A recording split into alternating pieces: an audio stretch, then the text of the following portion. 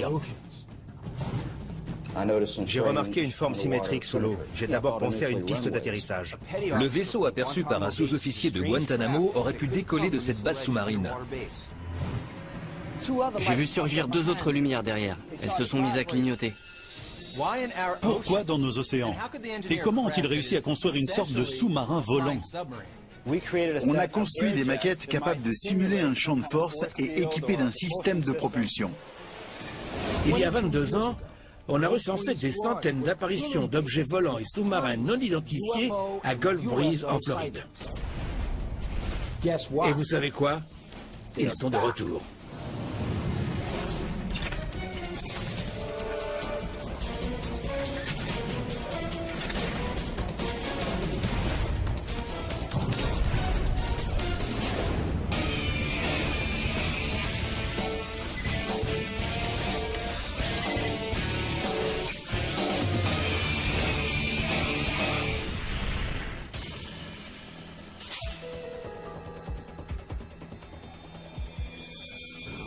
Ces dernières années, on peut dire qu'on a été inondé sous le nombre d'observations d'OSNI. C'est quoi un OSNI? Tu as entendu parler des OVNI, les objets volants non identifiés. OSNI, ça veut dire objet sous-marin non identifié. Ça a généré un grand nombre de messages. Nous voilà aujourd'hui à bord d'un bateau, cap sur Gulf Breeze, un haut lieu de l'activité extraterrestre. On nous a signalé la présence d'extraterrestres dans cette ville, ainsi que dans tout le golfe du Mexique et les Caraïbes. On dispose de nombreux documents, et notamment des photos prises par Ed Walters à Gulf Breeze à la fin des années 80.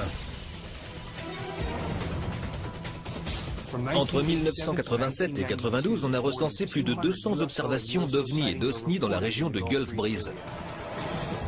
Et pourquoi précisément à Gulf Breeze? Bonne question, on ne sait pas. On pense qu'il y a peut-être une base extraterrestre sous-marine. Une base extraterrestre sous-marine. C'est génial quand on y pense, mais comment trouver des preuves qui puissent étayer cette théorie? Si on commence à chercher des bases de lancement pour ces vaisseaux, on entre dans une toute autre dimension et j'ai encore du mal avec ça. Est-ce que tu crois aux ovnis? Non, pas encore. Mais est-ce que ça te semble crédible? Absolument, j'ai vu des photos, des vidéos, j'ai entendu des histoires que je ne peux pas expliquer. Mais rien n'indique pour l'instant qu'il s'agisse de phénomènes extraterrestres. On vient de découvrir une preuve incroyable. Un ancien marine vient de mettre au jour ce que certains experts n'hésitent pas à appeler une base extraterrestre sous-marine. Voilà qui permet peut-être d'expliquer le fait qu'on ait aperçu autant d'OSNI à Gulf Breeze. J'étais en train de préparer une manœuvre lorsque j'ai découvert cette île située au sud de Cuba. J'ai remarqué une forme symétrique sous l'eau. Ce n'était pas naturel. Raj Diaz est un sergent d'artillerie de la marine à la retraite. Il a servi en Somalie et en Irak. Au nord, on a l'île principale de Cuba. À l'ouest, c'est l'île de la Jeunesse. Un peu à l'est, je dirais à environ 5 km, on trouve ces deux lignes qui se croisent. Au départ, j'ai pensé que c'était une piste d'atterrissage. C'est une image incroyable. Mais il s'agit peut-être seulement d'un phénomène géologique naturel ou d'un récif corallien. Les coraux ne forment pas de ligne droite et encore moins deux lignes droites qui se croisent pour former un X. Pour moi, c'est une preuve irréfutable. Est-ce qu'il y a beaucoup de bateaux commerciaux qui passent par là? Il s'agit presque uniquement de pêcheurs locaux. N'oublions pas qu'on est dans les eaux cubaines. Est-ce qu'il y a des activités navales dans cette zone? S'il y en a, elles sont très faibles. Et encore une fois, elles sont forcément du fait des Cubains. Butch, vous avez l'habitude des images comme celle-ci, exact? Oui. Aviez-vous déjà vu une chose pareille ailleurs sur la planète? Comme ceci? Non. Il s'agit de deux lignes qui se croisent. Avez-vous déjà vu une seule ligne? Une seule ligne? Oui. Au sud de cette zone, en dehors de la carte, on en trouve quelques-unes. Mais on voit qu'il s'agit de rigoles. Elles sont moins profondes. Il s'agit sans doute de canaux d'écoulement. Est-il possible qu'il s'agisse simplement de deux rigoles qui se croisent? Je ne pense pas. Pourquoi dites-vous ça?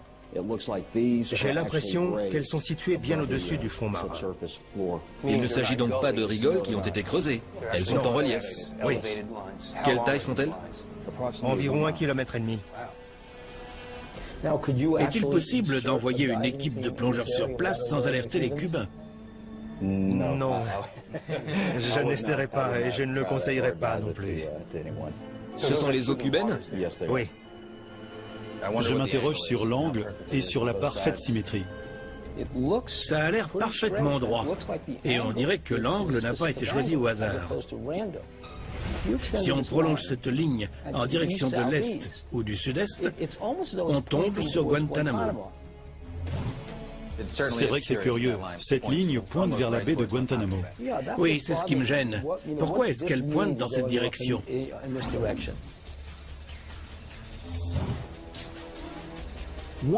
L'une des structures sous-marines pointe dans la direction de la baie de Guantanamo à Cuba. Et on a observé une forte activité extraterrestre dans la région. L'état-major de l'armée américaine refuse d'en parler, mais des soldats ont accepté de témoigner.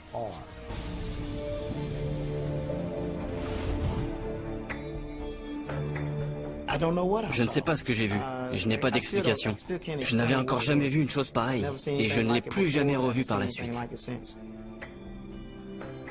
Nous nous trouvons à Alexandria, en Virginie, pour rencontrer Charles Howard. Il y a plusieurs années, alors qu'il était stationné sur l'USS Thorn dans la baie de Guantanamo, il a vu un objet étrange sous l'eau. Depuis quand est-ce que vous êtes dans la marine? Je suis dans la Navy depuis 19 ans. Et vous avez passé la plupart du temps en mer? J'ai passé environ 12 ans en mer. Vous avez donc déjà vu des objets dans l'eau? J'ai vu des tas de choses, mais je n'avais encore jamais vu une chose comme celle que j'ai vue à Guantanamo. C'était en l'an 2000. On avait quartier libre ce soir-là. À la fin de la soirée, j'ai voulu retourner à bord. Il était déjà tard. Il devait être 22 heures.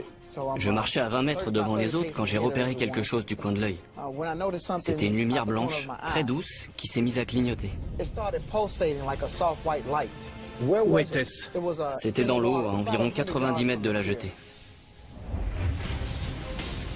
La lumière est devenue plus vive. Je me suis arrêté pour la regarder et elle s'est mise à clignoter un peu plus rapidement. Soudain, j'ai vu surgir deux autres lumières derrière. Elles se sont aussi mises à clignoter au même rythme. À quelle profondeur? On aurait dit qu'elles étaient juste sous la surface. Elles se sont mises à clignoter, mais l'eau ne bougeait pas. C'est là que j'ai commencé à avoir peur. Je leur ai dit « Hé, venez voir ça !» Mais le temps que les autres arrivent, parce que je marchais en avant du groupe, les lumières avaient disparu. L'OSNI que l'officier Charles Howard a vu se trouvait juste en dessous de la surface. Mais il n'a pas remarqué le moindre bruit ni la moindre vague. Il était tard quand vous êtes retourné au bateau, environ 22 heures.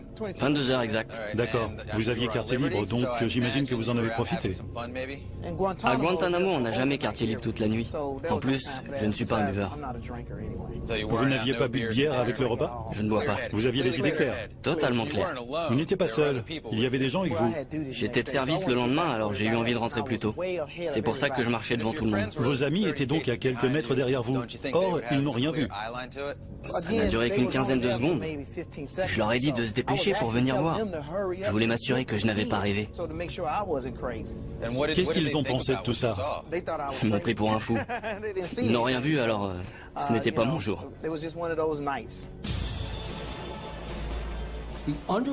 Les structures sous-marines que le militaire à la retraite Butch Diaz a découvertes pointent dans la direction de la baie de Guantanamo. L'officier de la marine Charles Howard a également vu un OSNI dans la baie de Guantanamo. Je ne pense pas qu'il s'agisse d'une coïncidence.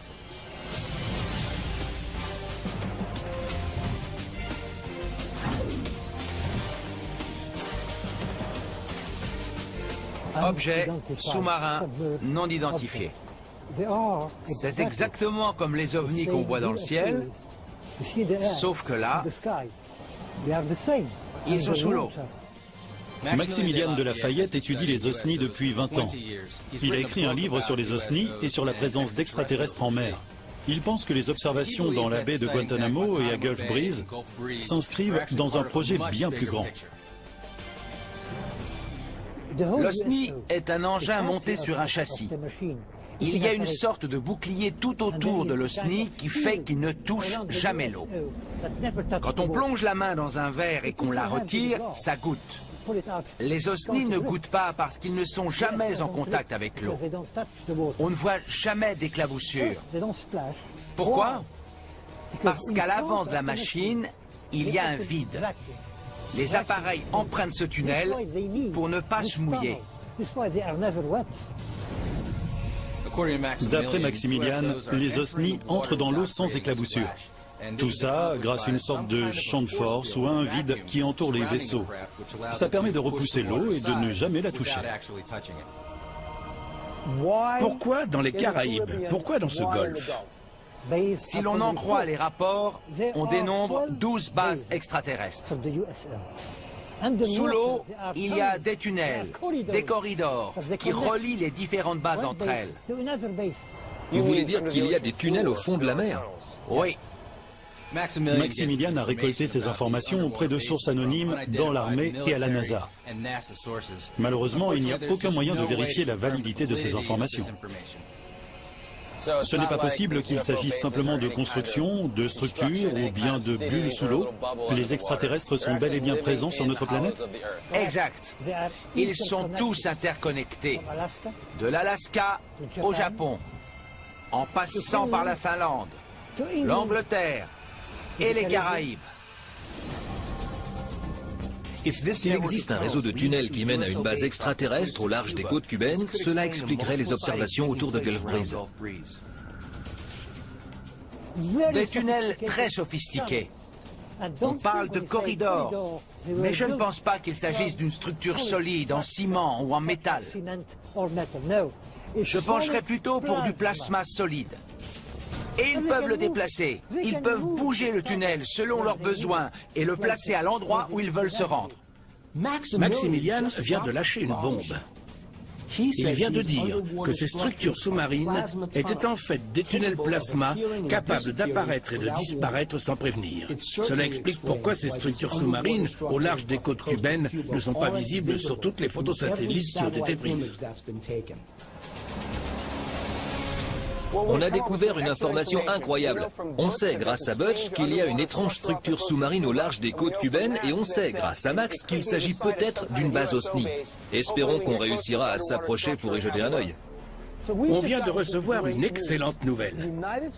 Le gouvernement américain vient d'autoriser notre voyage à Cuba pour aller examiner ces sites sous-marins. C'est fantastique. On va pouvoir plonger pour aller voir de quoi il s'agit. C'est bien. On va peut-être trouver des preuves tangibles de ce qu'il y a caché sous l'eau. On part pour Cuba, c'est génial. On va pouvoir plonger afin d'étudier des structures sous-marines. Je ne sais pas trop ce qu'on va trouver, mais je pense qu'il y a une explication rationnelle à tout ça. Si vous allez à Cuba pour danser le mambo, pas de souci. Mais si vous allez à Cuba pour enquêter sur ces dossiers extraterrestres, je vous souhaite bonne chance. Pourquoi pas? Il y a tout le temps des touristes qui vont à Cuba. Vous êtes américain. Vous voulez aller là-bas pour enquêter sur leurs secrets et revenir après aux États-Unis? Vous savez qui sera à l'aéroport pour vous attendre et récupérer ces dossiers? Les Cubains ne vous laisseront jamais regarder dans leurs dossiers secrets. On lui a dit qu'on avait prévu d'aller à Cuba et qu'on avait même reçu l'autorisation. Mais Max a prédit qu'on n'y arriverait jamais. On verra bien qui a raison.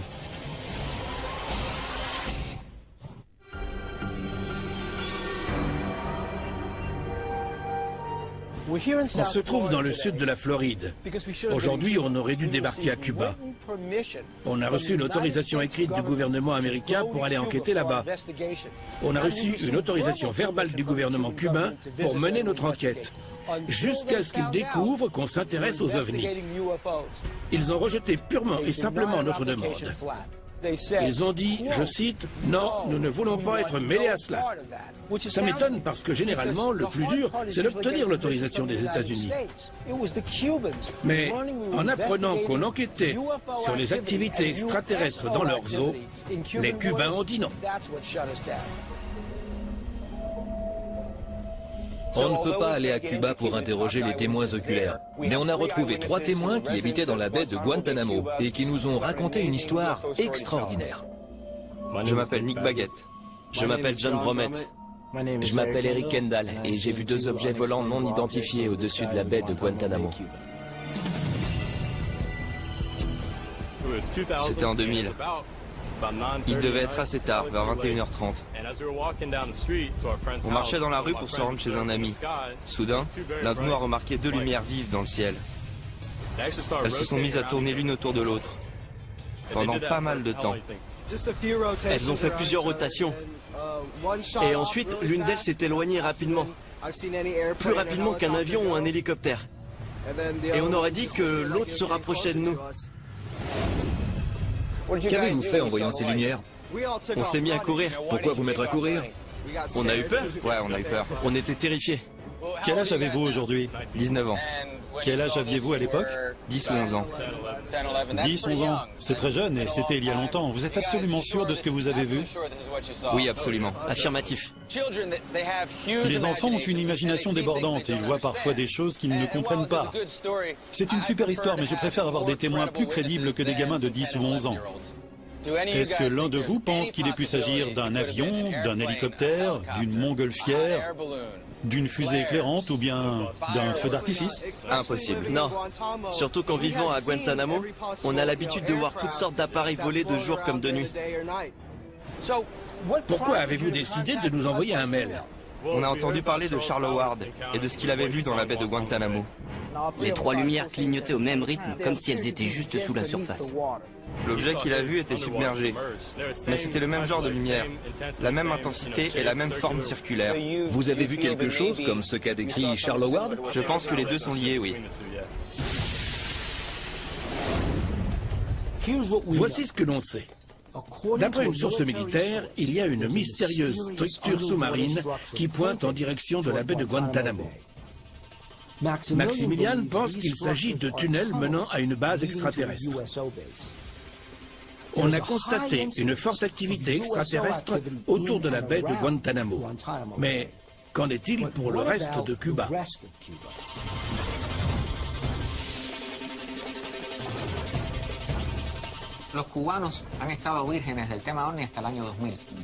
Les Cubains n'y connaissent rien en matière d'OVNI. Ce n'est que vers l'an 2000 que le gouvernement a officiellement commencé à en parler. Il y a eu une ouverture dans les médias. On a enfin mentionné l'existence des OVNI. Carlos Heredero est un ufologue cubain. Il est arrivé aux États-Unis il y a 1 an. Il a étudié des centaines de cas d'OVNI et d'OSNI observés à Cuba au cours de ces 15 dernières années. Cette carte est le résultat de plus de 200 interviews portant sur les observations d'OVNI. En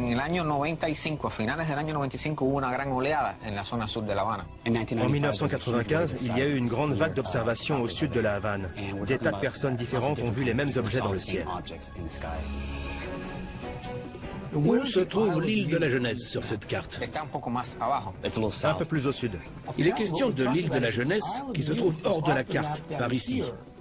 Cela coïnciderait avec ce que Diaz nous a dit à propos des structures sous-marines.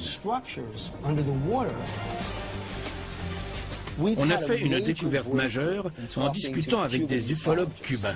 Ils nous ont parlé d'un haut lieu de l'activité extraterrestre un peu au nord de l'endroit où on pense que se trouve la base sous-marine.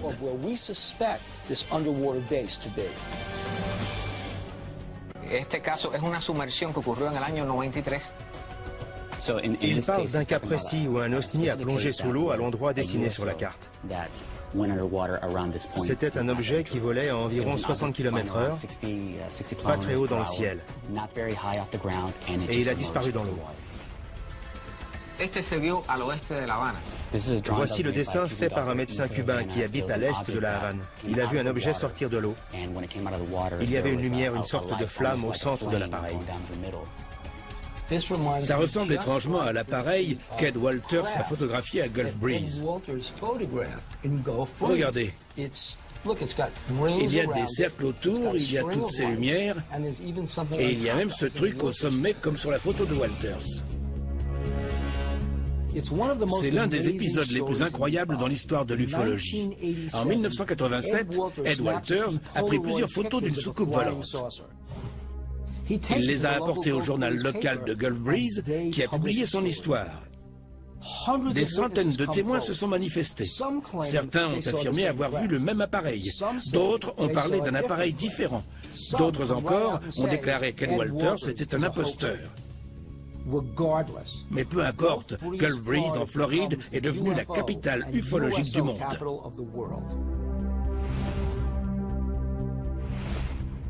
Il y a 21 ans, fin 1987 et courant 1988, Gulf Breeze a été le centre de l'univers ufologique, et plus particulièrement cette maison. Le docteur Bruce Maccabee est un physicien de la marine américaine à la retraite. Il enquête sur les cas ufologiques depuis les années 60. Il a étudié en profondeur l'affaire Ed Walters. Ed se trouvait dans son bureau, de ce côté-là, quand il a remarqué un objet lumineux dans le ciel dans cette direction. Il a pris une première photo. L'objet se trouvait en partie caché derrière les arbres. La partie située en bas à gauche était cachée derrière des branches d'arbres. Il a ensuite pris 4 autres photos plus nettes. On aperçoit le transformateur téléphonique et les lampadaires sur les photos qu'il a prises.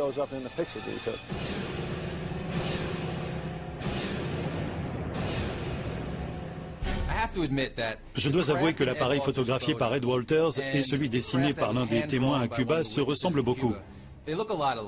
Ils ont tous les deux la forme d'un gland entouré de lumière. Et sur les deux, on dirait qu'il y a une lumière qui sort du fond. Cette forme de gland ressemble trait pour trait à une observation faite à Kecksburg, en Pennsylvanie, en 1965. Au cours des semaines suivantes, il a fait d'autres observations. Il n'en a parlé à personne. Mais d'autres personnes ont vu des choses, et cela a été publié dans les journaux. Ed a été traîné dans la boue par les sceptiques. Les gens le traitaient d'affabulateur. Ed Walters s'y croyait dur comme fer. Il n'a jamais laissé les sceptiques se mettre en travers de sa route. Il a écrit un livre sur cette épreuve dans lequel il dit « Je suis un homme lambda. Les sceptiques disent de moi que je ne suis pas quelqu'un de célèbre ou de brillant. J'ai passé 2 détecteurs de mensonges et j'ai subi 8 heures de tests psychologiques qui ont prouvé ma santé mentale. Ils n'en ont pas parlé. Les événements incroyables qui ont bouleversé ma famille et notre petite ville ne peuvent pas être balayés par une poignée de sceptiques. Cela soulève des questions et un jour, on aura les réponses. Que sont-ils et que veulent-ils ? Pourquoi les gens ont pensé que l'histoire d'Ed Walters était une supercherie? N'importe quelle photo peut être truquée. Avec un Polaroid 600, on appuie sur le bouton et la photo sort automatiquement. Oui. On a découvert qu'il était possible de créer une double exposition. Chez Polaroid, ils nous ont expliqué qu'il suffisait d'arrêter le moteur.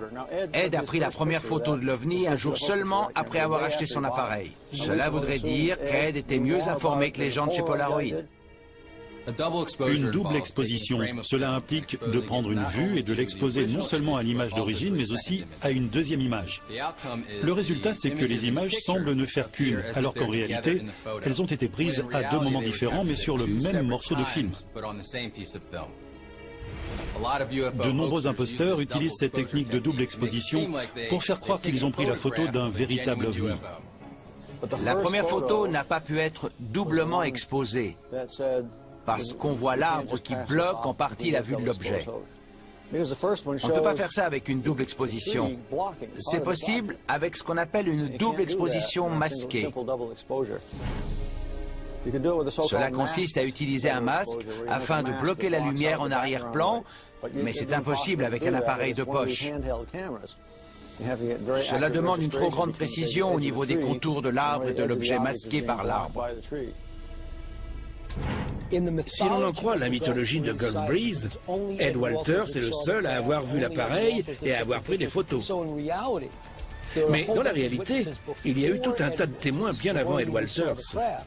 Et il y en a également eu par la suite qui ont eux aussi vu l'appareil à de multiples reprises. Une dizaine de personnes ont affirmé avoir vu la même chose. Et plusieurs centaines de personnes ont vu quelque chose qui pouvait avoir un lien. Alors est-ce que c'est normal de parler de canular pour des photos d'Ed Walters?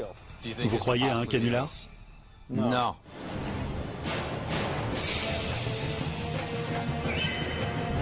Ce n'est que le sommet de l'iceberg. On dénombre des centaines d'observations d'OSNI et d'OVNI à Gulf Breeze. Il y a peut-être bien quelque chose dans l'océan qui les attire.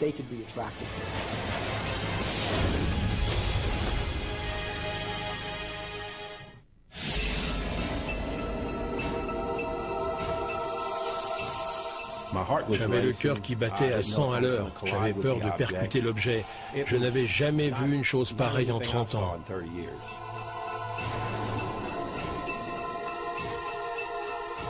En novembre 2007, le capitaine Keith Broussard se trouvait à bord d'un petit bateau qui reliait Panama City à Gulf Breeze, quand soudain, un objet vert, brillant et non identifié est apparu juste sous son bateau. Il est resté terrifié par ce qu'il a vu. Il devait être 3 heures du matin et je me trouvais à 150 km au sud d'ici. J'avais navigué toute la nuit pour rejoindre la baie de Mobile. Soudain, mon sonar s'est déclenché. J'étais censé avoir 400 mètres d'eau sous moi, mais mon sonar indiquait seulement 3,50 m. J'ai compris qu'il y avait quelque chose sous le bateau, mais je ne savais pas ce que c'était. J'ai regardé par-dessus bord et j'ai vu que l'eau était verte. J'ai regardé le ciel et j'ai aperçu une lumière derrière moi qui ressemblait à une étoile très brillante. J'ai pris la barre et je me suis rapproché. La lumière s'est déplacée à l'avant du bateau. À ce moment-là, l'objet qui se trouvait sous mon bateau est sorti de l'eau et s'est envolé dans le ciel. Pouvez-vous nous décrire exactement ce que vous avez vu dans l'eau? J'ai d'abord pensé qu'il s'agissait d'un sous-marin parce que c'était cylindrique, mais il n'y avait pas de lumière, donc ça ne pouvait pas être ça. En tout cas, l'eau autour émettait une lueur verte. De multiples témoins d'OSNI ont parlé d'une lumière verte sous leur bateau. Mais il peut s'agir d'un phénomène de bioluminescence. C'est une réaction chimique dans l'eau qui produit de la lumière. En fait, 90% de la vie marine produit de la bioluminescence. Décrivez-moi l'interaction entre l'objet et l'eau. La mer formait une sorte de dôme à l'avant et soudain, il a surgi de l'eau. Un objet sous-marin plus gros que le bateau du capitaine Keith est sorti de l'eau à toute vitesse. Cela aurait dû créer une vague de pression qui aurait pu facilement submerger le bateau. Il nous reste maintenant à découvrir comment cet objet a réussi à sortir de l'eau aussi facilement sans faire chavirer le bateau du capitaine Keith. Le témoignage du capitaine Keith est conforme à celui de l'officier Howard et de nombreux autres témoins qui disent qu'ils ont vu un appareil entrer ou sortir de l'eau sans faire d'éclaboussure. Comment est-ce possible?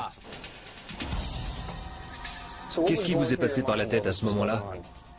J'étais pétrifié, je ne savais pas ce qui m'attendait. J'étais à 150 km des côtes, j'étais dans une zone de silence radio. Je n'avais pas moyen d'entrer en communication avec la côte en cas de pépin. Combien de temps prend le trajet habituellement? Il faut 3 jours. Vous vous arrêtez pour dormir ou bien est-ce que vous naviguez non-stop? En général, j'attache le gouvernail pour dormir un peu. On peut imaginer que vous étiez simplement très fatigué. Vous étiez debout depuis un moment. Vos yeux ont pu vous jouer des tours dû au manque de sommeil. J'ai l'habitude de ce genre de situation. Je me repose toujours avant de sortir en mer. Keith a l'air convaincu de ce qu'il a vu. Si cela se confirmait, ce serait une rencontre vraiment incroyable. Mais il ne faut pas perdre de vue que cet homme a passé plusieurs jours en mer, seul, et qu'il n'a dormi que quelques heures. D'un point de vue scientifique, ça peut provoquer des hallucinations. S'il a vu quelque chose, je ne suis pas convaincu qu'il s'agisse véritablement d'un OSNI. J'ai signalé l'incident à mon arrivée à la marina de Pirates Cove. Qu'est-ce qu'ils ont dit? Ils m'ont regardé et m'ont dit « Oh, vous en avez été témoin, vous aussi ?» Ils m'ont avoué qu'on rencontrait parfois de drôles de choses au large. Comme je l'ai expliqué, je navigue depuis 30 ans et c'est la chose la plus étrange que j'ai jamais vue. La lumière verte que le capitaine Keith a repérée est très semblable à ce que des pêcheurs de requins locaux ont vu au large des côtes de Gulf Breeze. Parfois, quand on est en mer, il nous arrive de voir des lumières dans l'eau. Des sortes de cercles luisants de couleur verte à environ 3 mètres de profondeur.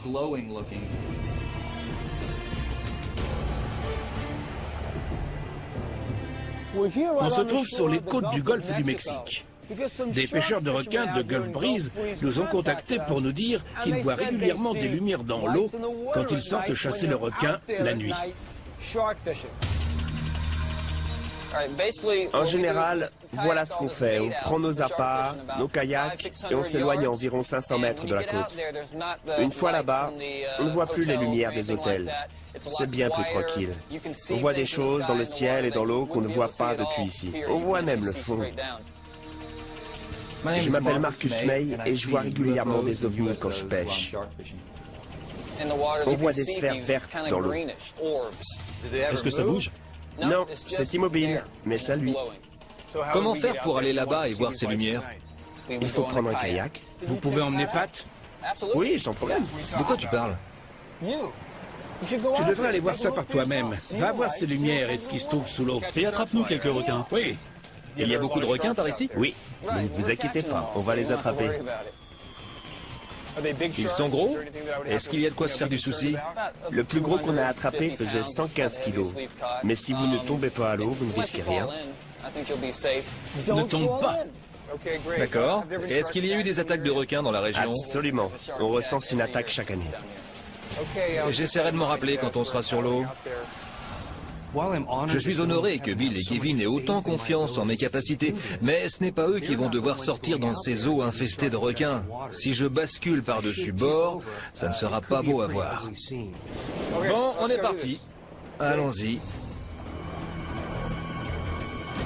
À toi de jouer. Souviens-toi, ne tombe pas. Il a l'air un peu chancelant, je trouve. Il s'est fait bousculer par une grosse vague. Mais je ne l'entends pas crier.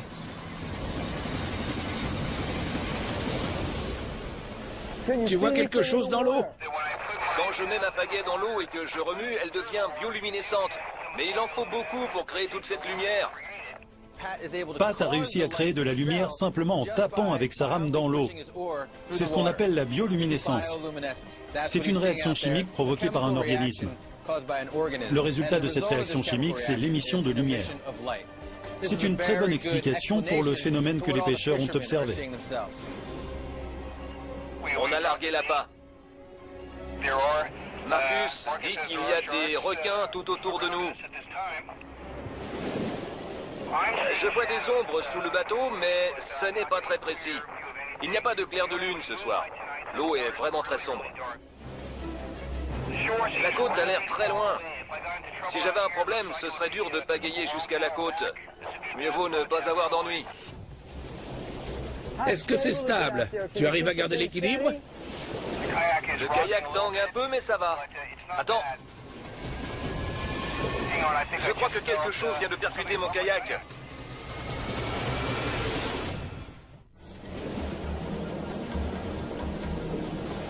Le kayak tangue un peu, mais ça va. Attends. Je crois que quelque chose vient de percuter mon kayak. Marcus dit que les requins ont la réputation de percuter les bateaux et de faire basculer les gens par-dessus bord.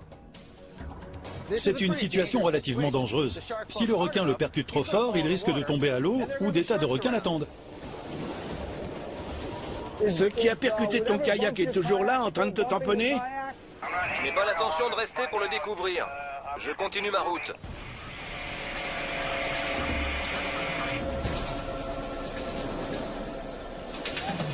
Le voilà! Hé, vous avez réussi! Attendez, Marcus, où est Pat? Je ne vois pas Pat. Pat était derrière vous? Oui. Je ne vois pas Pat. Bon, Pat, Marcus est de retour. On attend que toi. On a cru voir Pat revenir sur la rive en kayak, mais ce n'était pas lui. C'était Marcus. J'ai commencé à me faire du souci. On ne savait pas où il était et le courant était fort. Surtout qu'il ne répondait pas au talkie-walkie.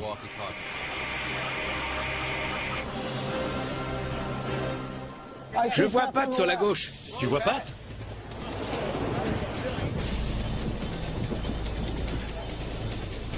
Chouette, mais un peu humide. J'ai failli basculer par-dessus bord à cause de la houle. Le vent est sacrément fort. Tu étais percuté par un requin? Tu as eu peur? J'ai eu la peur de ma vie. On venait juste de jeter des appâts. Il y a des requins partout. C'était intense. Mais quand j'étais sur l'eau, j'ai réussi à l'aide de ma pagaie à recréer la lumière verte provoquée par la bioluminescence. Peut-être que la lumière verte que les gens ont vue n'est qu'un phénomène de bioluminescence. Il faisait tellement noir qu'on avait du mal à se voir. En bougeant ta pagaie sous le bateau, tu as vu de la bioluminescence? Oui, mais il dit que ça n'a rien à voir avec les boules de lumière qu'il a vues. Les sphères faisaient cette taille-là et elles devaient être à 3 mètres de fond. Vous avez vu quelque chose d'aussi gros? Oui. Marcus dit que ce n'est pas de la bioluminescence qu'il a vu. Il a vu des sphères vertes et lumineuses. Et la bioluminescence n'explique pas ce que le capitaine Kiss et les autres témoins ont vu. Des objets entrant et sortant de l'eau sans faire d'éclaboussure. En tournant la tête dans la direction d'où venait le son, j'ai vu une forme triangulaire avec des lumières rouges. Soudain, elle est entrée dans l'eau. Je n'ai pas entendu ni vu d'éclaboussure. Ça s'est dirigé droit sur la baie sans faire la moindre éclaboussure. Une chose que je trouve vraiment fascinante, c'est que ces osnis entrent et sortent de l'eau sans faire d'éclaboussure. Ça m'interpelle. Est-ce qu'il existe une technologie ou bien un design d'appareil qui permet d'expliquer cela? J'ai entendu dire qu'il existait des appareils supersoniques capables de créer un champ de force autour d'eux. Du coup, il n'y a pas de phénomène de traînée. Peut-être que les osnis utilisent cette technique? Je vais demander à un ingénieur en aéronautique s'il est possible de créer une sorte d'onde autour d'un objet et d'insérer cet objet dans l'eau pour voir ce qui se passe. J'ai bien envie d'enquêter là-dessus.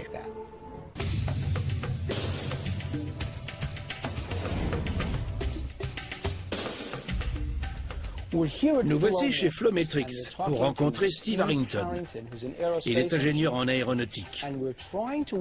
On est là pour mener une expérience visant à minimiser les éclaboussures lorsqu'un disque entre dans l'eau afin d'imiter les propriétés d'un osni. Les osnis entrent dans l'eau sans créer d'éclaboussure. C'est ce que les témoins et Maximilian nous ont dit. Quand on plonge la main dans un verre et qu'on la retire, ça goûte. Les osnis ne goûtent pas parce qu'ils ne sont jamais en contact avec l'eau. On espère que vous pourrez nous aider à comprendre comment c'est possible. Quand un objet entre dans l'eau à grande vitesse, il a tendance à créer une petite colonne d'air derrière lui. Et quand l'eau reprend sa place, c'est là qu'on observe des éclaboussures. Mais si on met suffisamment de bulles dans l'eau, on change la densité de l'eau à proximité de l'objet. L'eau devient plus compressible et quand elle reprend sa place, il n'y a pas ce pic de pression responsable des éclaboussures. On a construit des maquettes capables de simuler un champ de force et équipées d'un système de propulsion qui va pousser l'eau sur les côtés au moment où l'osni entre dans l'eau. L'autre chose qu'on va tenter aujourd'hui, c'est un revêtement hydrophile qui attire l'eau. À l'inverse, la cire est un revêtement hydrophobe. Après avoir lavé votre voiture, par exemple, l'eau a tendance à perler à cause de ce revêtement hydrophobe. Autrement dit, le revêtement hydrophile va créer moins d'éclaboussures et donner un rendu plus lisse autour de l'objet qu'un revêtement hydrophobe, qui repousse l'eau et crée des éclaboussures. Oui, exactement.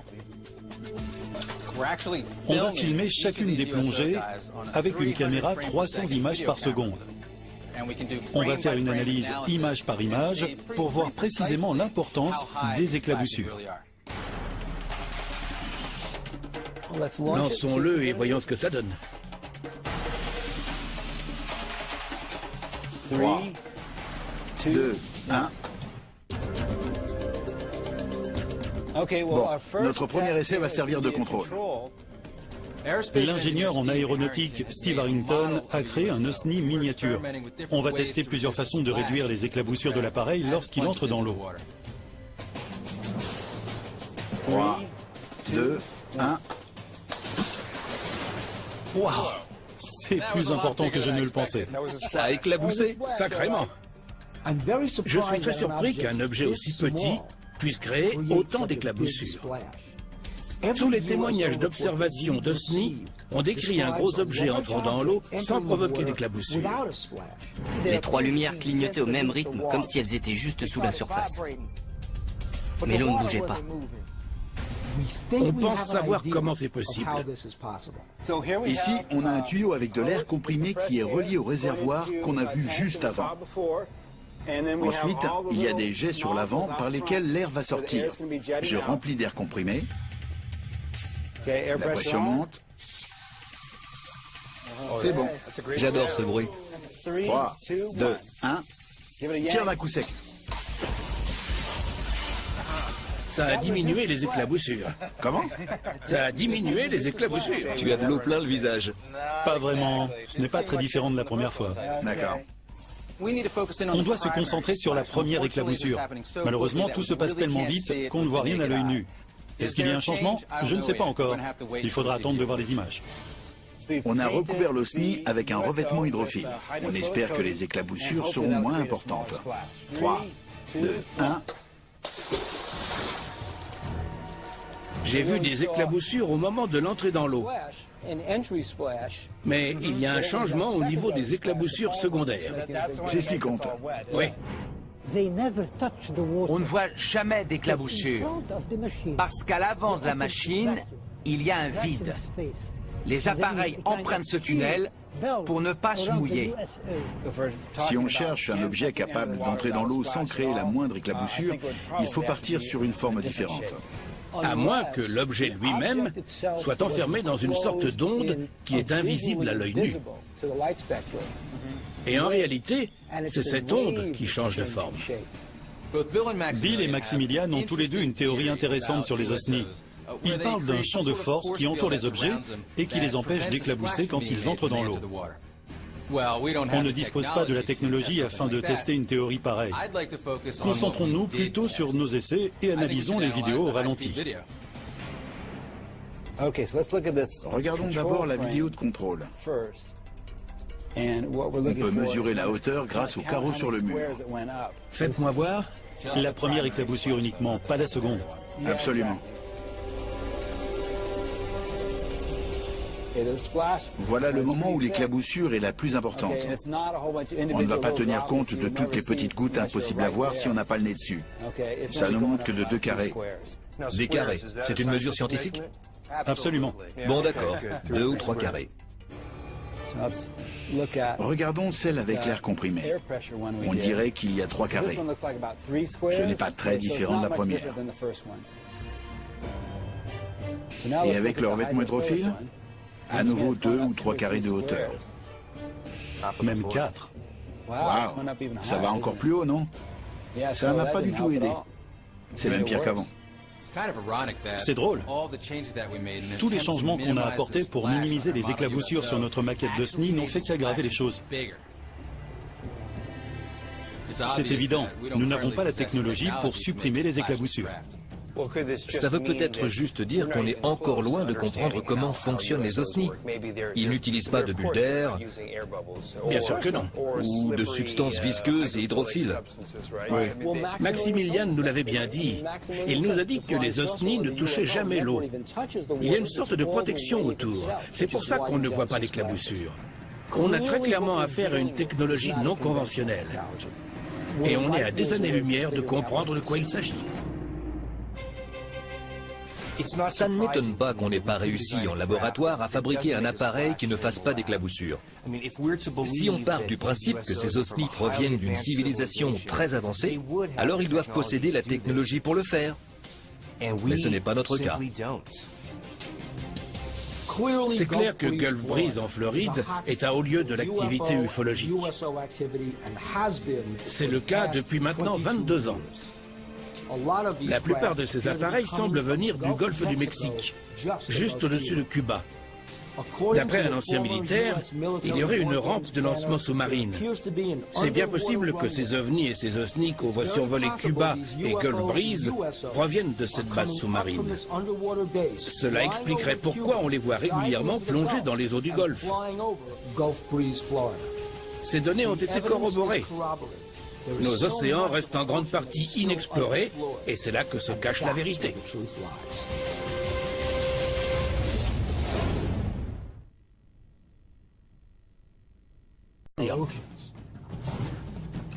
J'ai remarqué une forme symétrique sous l'eau. J'ai d'abord pensé à une piste d'atterrissage.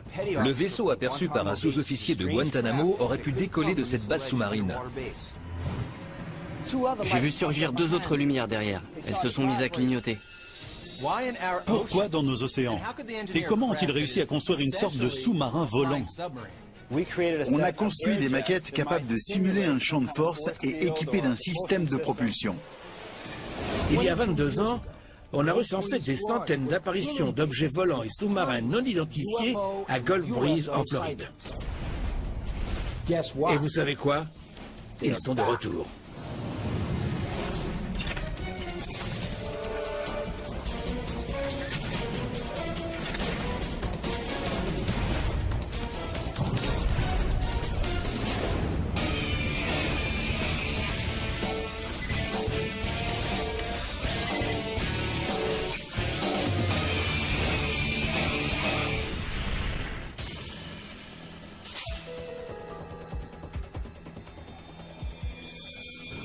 Ces dernières années, on peut dire qu'on a été inondé sous le nombre d'observations d'OSNI. C'est quoi un OSNI? Tu as entendu parler des OVNI, les objets volants non identifiés. OSNI, ça veut dire objet sous-marin non identifié. Ça a généré un grand nombre de messages. Nous voilà aujourd'hui à bord d'un bateau, cap sur Gulf Breeze, un haut lieu de l'activité extraterrestre. On nous a signalé la présence d'extraterrestres dans cette ville, ainsi que dans tout le golfe du Mexique et les Caraïbes. On dispose de nombreux documents, et notamment des photos prises par Ed Walters à Gulf Breeze à la fin des années 80. Entre 1987 et 92, on a recensé plus de 200 observations d'OVNI et d'OSNI dans la région de Gulf Breeze. Et pourquoi précisément à Gulf Breeze? Bonne question, on ne sait pas. On pense qu'il y a peut-être une base extraterrestre sous-marine. Une base extraterrestre sous-marine. C'est génial quand on y pense, mais comment trouver des preuves qui puissent étayer cette théorie? Si on commence à chercher des bases de lancement pour ces vaisseaux, on entre dans une toute autre dimension et j'ai encore du mal avec ça. Est-ce que tu crois aux ovnis? Non, pas encore. Mais est-ce que ça te semble crédible? Absolument, j'ai vu des photos, des vidéos, j'ai entendu des histoires que je ne peux pas expliquer.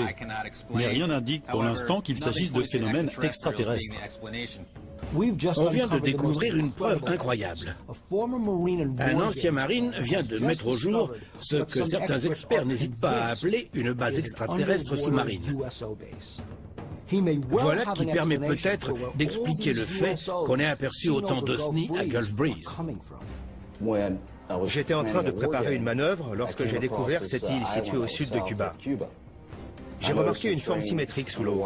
Ce n'était pas naturel. Butch Diaz est un sergent d'artillerie de la marine à la retraite. Il a servi en Somalie et en Irak. Au nord, on a l'île principale de Cuba. À l'ouest, c'est l'île de la Jeunesse. Un peu à l'est, je dirais à environ 5 km, on trouve ces 2 lignes qui se croisent. Au départ, j'ai pensé que c'était une piste d'atterrissage. C'est une image incroyable. Mais il s'agit peut-être seulement d'un phénomène géologique naturel ou d'un récif corallien. Les coraux ne forment pas de ligne droite et encore moins 2 lignes droites qui se croisent pour former un X. Pour moi, c'est une preuve irréfutable. Est-ce qu'il y a beaucoup de bateaux commerciaux qui passent par là? Il s'agit presque uniquement de pêcheurs locaux. N'oublions pas qu'on est dans les eaux cubaines. Est-ce qu'il y a des activités navales dans cette zone? S'il y en a, elles sont très faibles. Et encore une fois, elles sont forcément du fait des Cubains. Butch, vous avez l'habitude des images comme celle-ci, exact? Oui. Aviez-vous déjà vu une chose pareille ailleurs sur la planète? Comme ceci? Non. Il s'agit de 2 lignes qui se croisent. Avez-vous déjà vu une seule ligne? Une seule ligne? Oui. Au sud de cette zone, en dehors de la carte, on en trouve quelques-unes. Mais on voit qu'il s'agit de rigoles. Elles sont moins profondes. Il s'agit sans doute de canaux d'écoulement. Est-il possible qu'il s'agisse simplement de 2 rigoles qui se croisent? Je ne pense pas. Pourquoi dites-vous ça? J'ai l'impression qu'elles sont situées bien au-dessus du fond marin. Il ne s'agit donc pas de rigoles qui ont été creusées. Elles sont en relief. Oui. Quelle taille font-elles? Environ 1,5 km. Est-il possible d'envoyer une équipe de plongeurs sur place sans alerter les Cubains? Non. Je n'essaierai pas et je ne le conseillerais pas non plus. Ce sont les eaux cubaines? Oui. Je m'interroge sur l'angle et sur la parfaite symétrie. Ça a l'air parfaitement droit. Et on dirait que l'angle n'a pas été choisi au hasard. Si on prolonge cette ligne en direction de l'est ou du sud-est, on tombe sur Guantanamo. C'est vrai que c'est curieux. Cette ligne pointe vers la baie de Guantanamo. Oui, c'est ce qui me gêne. Pourquoi est-ce qu'elle pointe dans cette direction?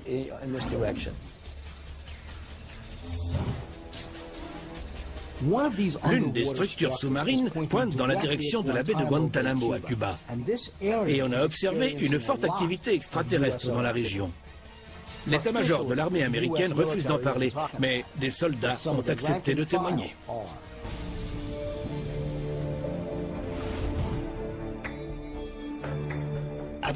Je ne sais pas ce que j'ai vu. Je n'ai pas d'explication. Je n'avais encore jamais vu une chose pareille. Et je ne l'ai plus jamais revue par la suite. Nous nous trouvons à Alexandria, en Virginie, pour rencontrer Charles Howard. Il y a plusieurs années, alors qu'il était stationné sur l'USS Thorn dans la baie de Guantanamo, il a vu un objet étrange sous l'eau. Depuis quand est-ce que vous êtes dans la marine? Je suis dans la Navy depuis 19 ans. Et vous avez passé la plupart du temps en mer? J'ai passé environ 12 ans en mer. Vous avez donc déjà vu des objets dans l'eau? J'ai vu des tas de choses, mais je n'avais encore jamais vu une chose comme celle que j'ai vue à Guantanamo. C'était en l'an 2000. On avait quartier libre ce soir-là. À la fin de la soirée, j'ai voulu retourner à bord. Il était déjà tard. Il devait être 22 heures. Je marchais à 20 mètres devant les autres quand j'ai repéré quelque chose du coin de l'œil. C'était une lumière blanche, très douce, qui s'est mise à clignoter. Où était-ce? C'était dans l'eau, à environ 90 mètres de la jetée. La lumière est devenue plus vive. Je me suis arrêté pour la regarder et elle s'est mise à clignoter un peu plus rapidement. Soudain, j'ai vu surgir deux autres lumières derrière. Elles se sont aussi mises à clignoter au même rythme. À quelle profondeur? On aurait dit qu'elles étaient juste sous la surface. Elles se sont mises à clignoter, mais l'eau ne bougeait pas. C'est là que j'ai commencé à avoir peur. Je leur ai dit « Hé, venez voir ça !» Mais le temps que les autres arrivent, parce que je marchais en avant du groupe, les lumières avaient disparu. L'OSNI que l'officier Charles Howard a vu se trouvait juste en dessous de la surface. Mais il n'a pas remarqué le moindre bruit ni la moindre vague. Il était tard quand vous êtes retourné au bateau, environ 22 heures. 22 heures exact. D'accord. Vous aviez quartier libre, donc j'imagine que vous en avez profité. À Guantanamo, on n'a jamais quartier libre toute la nuit. En plus, je ne suis pas un buveur. Vous n'aviez pas bu de bière avec le repas? Je ne bois pas. Vous aviez les idées claires? Totalement claires. Vous n'étiez pas seul. Il y avait des gens avec vous. J'étais de service le lendemain, alors j'ai eu envie de rentrer plus tôt. C'est pour ça que je marchais devant tout le monde. Vos amis étaient donc à quelques mètres derrière vous. Or, ils n'ont rien vu. Ça n'a duré qu'une quinzaine de secondes. Je leur ai dit de se dépêcher pour venir voir. Je voulais m'assurer que je n'avais pas rêvé. Qu'est-ce qu'ils ont pensé de tout ça? Ils m'ont pris pour un fou. Ils n'ont rien vu, alors ce n'était pas mon jour.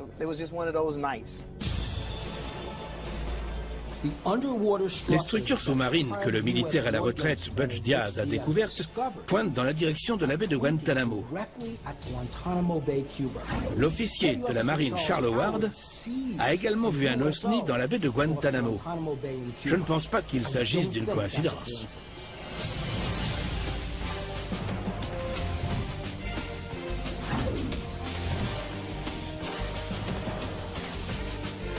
Objet sous-marin non identifié. C'est exactement comme les ovnis qu'on voit dans le ciel, sauf que là, ils sont sous l'eau. Maximilien de la Fayette étudie les OSNI depuis 20 ans. Il a écrit un livre sur les OSNI et sur la présence d'extraterrestres en mer. Il pense que les observations dans la baie de Guantanamo et à Gulf Breeze s'inscrivent dans un projet bien plus grand. L'OSNI est un engin monté sur un châssis. Il y a une sorte de bouclier tout autour de l'OSNI qui fait qu'il ne touche jamais l'eau. Quand on plonge la main dans un verre et qu'on la retire, ça goûte. Les OSNI ne goûtent pas parce qu'ils ne sont jamais en contact avec l'eau. On ne voit jamais d'éclaboussure. Pourquoi? Parce qu'à l'avant de la machine, il y a un vide. Les appareils empruntent ce tunnel pour ne pas se mouiller. D'après Maximilian, les OSNI entrent dans l'eau sans éclaboussure. Tout ça grâce à une sorte de champ de force ou à un vide qui entoure les vaisseaux. Ça permet de repousser l'eau et de ne jamais la toucher. Pourquoi dans les Caraïbes? Pourquoi dans ce golfe? Si l'on en croit les rapports, on dénombre 12 bases extraterrestres. Sous l'eau, il y a des tunnels, des corridors qui relient les différentes bases entre elles. Vous voulez dire qu'il y a des tunnels au fond de la mer? Oui. Maximilian a récolté ces informations auprès de sources anonymes dans l'armée et à la NASA. Malheureusement, il n'y a aucun moyen de vérifier la validité de ces informations. Ce n'est pas possible qu'il s'agisse simplement de construction, de structures ou bien de bulles sous l'eau. Les extraterrestres sont bel et bien présents sur notre planète? Exact. Ils sont tous interconnectés. De l'Alaska au Japon, en passant par la Finlande, l'Angleterre et les Caraïbes. S'il existe un réseau de tunnels qui mène à une base extraterrestre au large des côtes cubaines, cela expliquerait les observations autour de Gulf Breeze. Des tunnels très sophistiqués. On parle de corridors, mais je ne pense pas qu'il s'agisse d'une structure solide en ciment ou en métal. Je pencherais plutôt pour du plasma solide. Et ils peuvent le déplacer. Ils peuvent bouger le tunnel selon leurs besoins et le placer à l'endroit où ils veulent se rendre. Maximilian vient de lâcher une bombe. Il vient de dire que ces structures sous-marines étaient en fait des tunnels plasma capables d'apparaître et de disparaître sans prévenir. Cela explique pourquoi ces structures sous-marines au large des côtes cubaines ne sont pas visibles sur toutes les photos satellites qui ont été prises. On a découvert une information incroyable. On sait, grâce à Butch, qu'il y a une étrange structure sous-marine au large des côtes cubaines et on sait, grâce à Max, qu'il s'agit peut-être d'une base OSNI. Espérons qu'on réussira à s'approcher pour y jeter un œil. On vient de recevoir une excellente nouvelle. Le gouvernement américain vient d'autoriser notre voyage à Cuba pour aller examiner ces sites sous-marins. C'est fantastique. On va pouvoir plonger pour aller voir de quoi il s'agit.